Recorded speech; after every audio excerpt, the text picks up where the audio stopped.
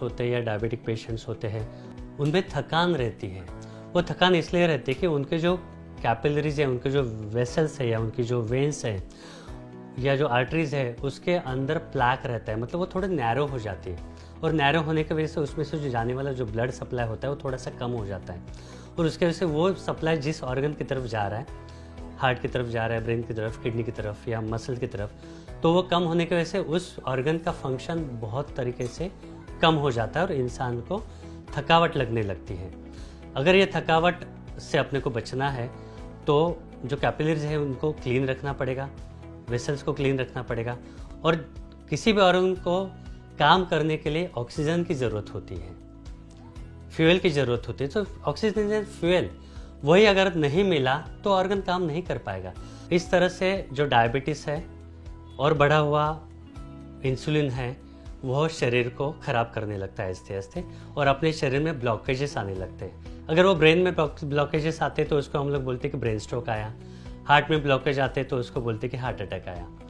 यानी heart attack या brain stroke आने के बाद वहाँ के जो ऑर्गन है, वहाँ के जो टिश्यूज़ है, वहाँ को प्रॉपरली ब्लड नहीं मिल रहा, और ब्लड इसलिए चाहिए होता है कि ब्लड के साथ ऑक्सीजन मिलता है, और बिना ऑक्सीजन के कोई भी टिश्यू सर्वाइव नहीं कर पाता।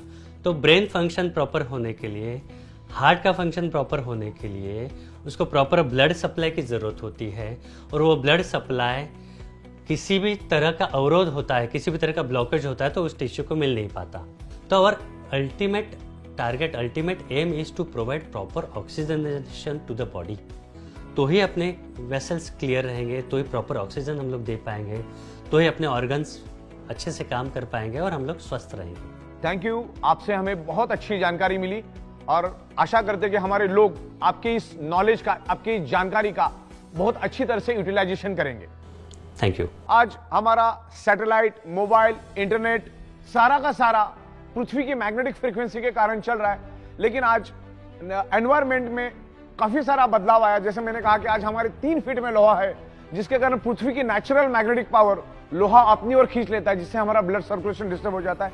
दिन ब दिन रेडिएशन बढ़ते जा रहा है। अभी 4G के बाद 5G आ चुका है, और 5G के बाद 6G आएगा, तो रेडिएशन भी हमारे ब्लड सर्कुलेशन को फ्लैक्चुएट करता है, डिस्टर्ब करता है। उसके कारण भी हमारे शरीर में ऑक्सीजन की कमी निर्माण होती है। आज ईच एंड एवरी पर्सन की अगर आप शक्ल देखोगे तो स्ट्रेस में डूबा